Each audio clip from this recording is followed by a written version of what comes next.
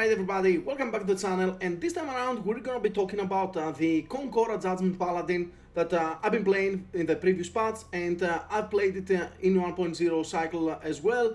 We have a couple of changes to the build, not anything major to be fair, but we're gonna talk about it. I've tried a bunch of different things so I can give you my assessment on them as well. The build guide from the previous part still works just fine as it is, so you can follow that. Link will be on the description for it if you want to check it out and see exactly what's going on with this build. Now, if you enjoy this kind of videos, please do hit the like button and subscribe to the channel for more content. We still have a lot more last Epoch projects that we're going through right now. Other than that, let's start with the Paladin. As you can see here, we have a pretty strong character. I have pushed this character to 600 corruption right now. I'm using it as an eco farmer. It's a very good eco farmer. Basically, right now, eco farmers need to also kill monsters during echoes, because we are gaining, of course, gold, as we always did, but we also gaining favor. This is very important right now with the factions. Either you are Circle of Fortune for farming your prophecies, you need to pay favor for them, or for Metal's Guild to buy and list items on the marketplace.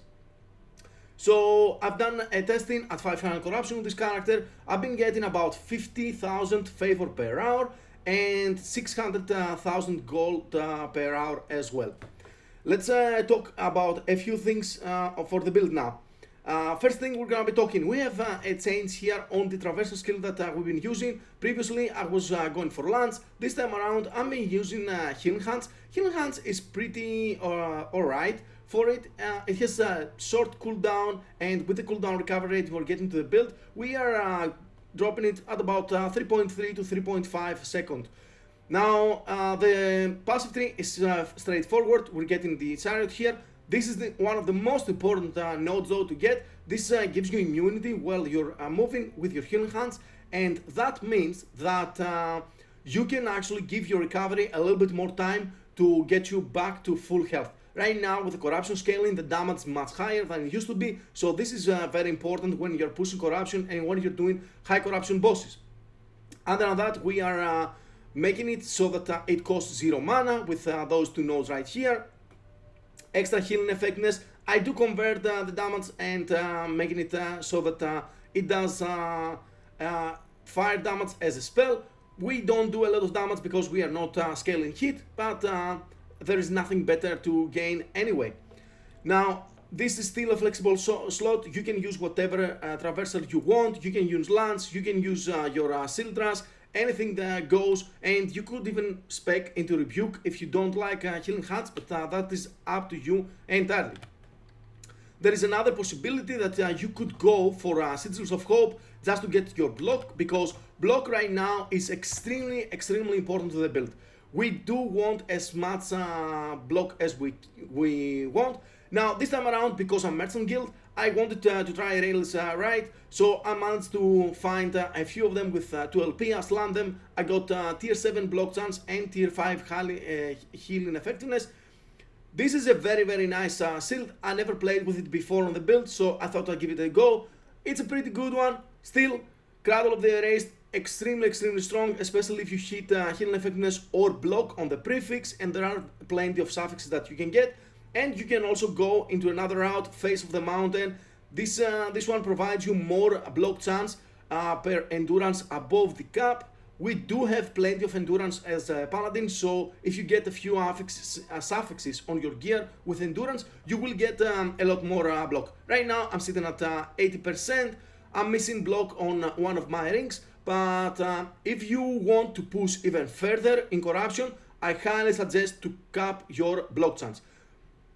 Other than that, the idols remain the same, just healing effectiveness and health. If you have 100% block chance, you can go for the suffix for block effectiveness as well. You can get up to 400 plus block effectiveness on a very good roll. So it is very important. Your mitigation from the block with 100% block is gonna be very strong.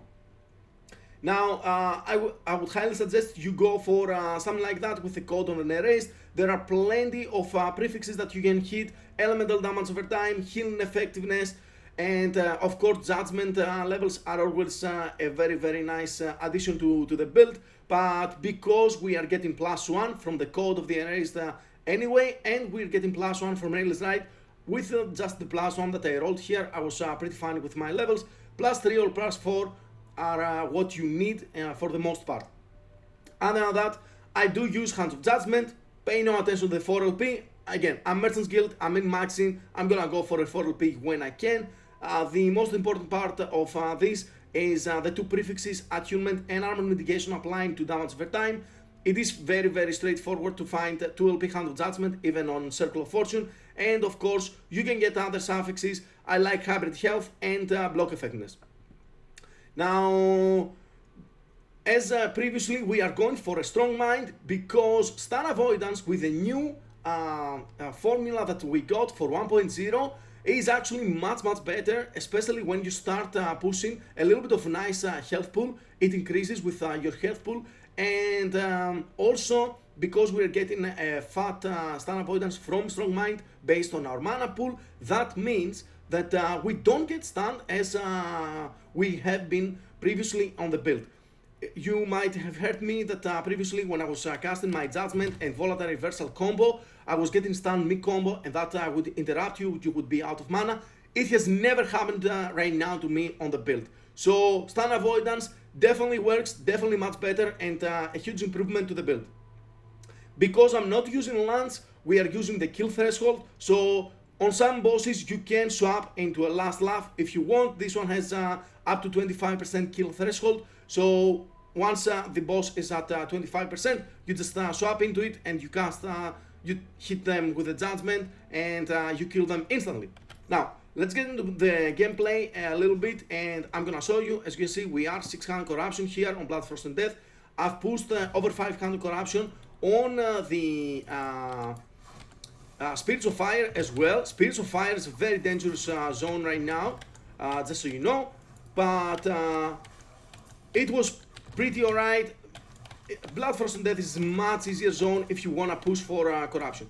Now, the reason that we are playing with this build as an eco farmer is that with Healing Hands we can traverse pretty fast, and we also use experimental haste affix on our boots, right? That means that every time we're casting Healing Hands we are getting haste, and that is very nice. If you can get tier 6 haste on your experimental affix, it lasts up to 3.4 seconds, and you can get your haste cooldown down to 3.3 as we said before, so you're gonna have perma haste on your echoes, which is fantastic. We have very good mobility. Let's kill the mates here as well. One of the best parts again about farming this build is that even at 600 corruption, as you can see, we can actually hit the mates very fast, and as long as you hit him with the Volatile Reversal, you're good to go. And it's a huge benefit. This is a build to farm everything on your echoes, no problem. You're killing a lot of monsters, that means you are farming a lot of favor for your faction, and generally speaking, you can go pretty fast as well. It's not the fastest build when it comes to movement, of course. It is a sentinel after all, but we are not bad at all, I would say, right? The combo is fairly straightforward. We just hit our Judgement, we hit our Volatile Reversal, get our mana back, and that's pretty much it. On bosses and on single target, you wanna throw your Javelin and hit an enemy so that you can get the buff, and that gives you a 60% more damage multiplier on your next Judgement. It is this right here. Let's go through the rest of our skills. Javelin is fairly straightforward as it was previously. We are getting the battle standard. Keep in mind that the battle standard gives you increased damage per attunement. That's very important because when we have the mod multiplier from Pioneer's Offering being that high, the increased damage that you can get for your build is very important. Other than that, we are scaling elemental damage over time, healing effectiveness for the flat damage of Consecrating Aura, of course. We're maxing out the duration here, very important. The more multiplier here, and any points you have extra, you're going into healing effectiveness over here for Serenity, either 3 or 4 points if you can afford it. Divine Distraction is also very nice because it does give us more damage against high health enemies that you will notice on high health enemies. The first couple of ticks of Consecrating Aura are much higher than the other ones. It's because of Divine Distraction.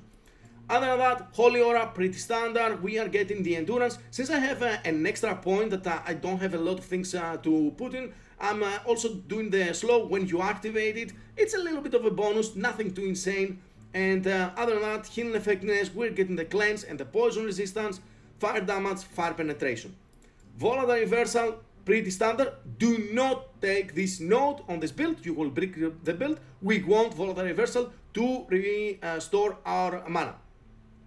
And Healing Hands, as I talked about before, one thing that I want to mention about Healing Hands is that after you are done, it's casting your Healing Hands after the chariot and you're getting this warmth buff here. This one heals you over time. So extra recovery from it as well.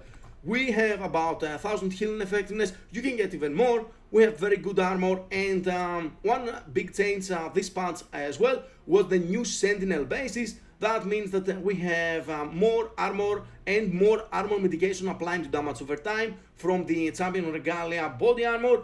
You get from Cold Everest, and if you get the Experimental Affix armor mitigation applying to damage over time, you can get a lot of this mitigation to damage over time as well, which is very, very strong. As I said before, Experimental Haste on the boots. Citadel boots is my favorite new base in the game, and we have two very good helmets with flat armor here.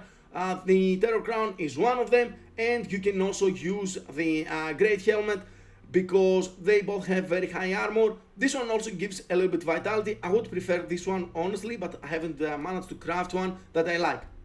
Other than that, boost cooldown recovery rate on your belt. Pay no attention to that. Again, we are Merchants Guild. I'm min-maxing. I'm gonna buy some expensive items when I can, and I like them. But you want exalted cooldown recovery rate here, and one opal ring and tier 5 cooldown recovery rate on your boots. Of course, the planner of the build will be into the description right here, and you can see and get inspiration from what I've done.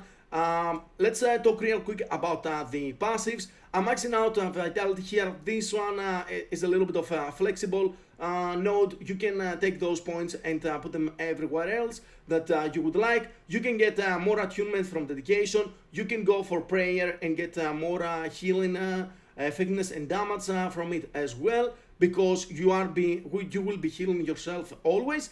It is fairly straightforward, and I'm really liking the build. I think I'm gonna keep that character as it is and just use him as an eco farmer. Let's do a boss to close up here. We're gonna do the boss on Bloodfrost and Death. Now the bosses, because of the corruption changes, they do have a lot more hit points, so they will take a little bit longer. Also, you kinda need to dodge a few more abilities than you used to, especially when you're doing Orobis. So that means that your uptime with the Volatile Reversal is not gonna be amazing. As I have explained on my previous builds, you do want to be careful of your position so that when you hit your Volatile Reversal, you are actually hitting on both rifts, right? So you don't just run into the boss and hit Volatile Reversal. You will only hit your one rift, and that's not gonna be good enough. As you can see, it is a little bit slow, but that is why I'm characterizing this build as more of an eco farmer. But you can still do bosses completely fine.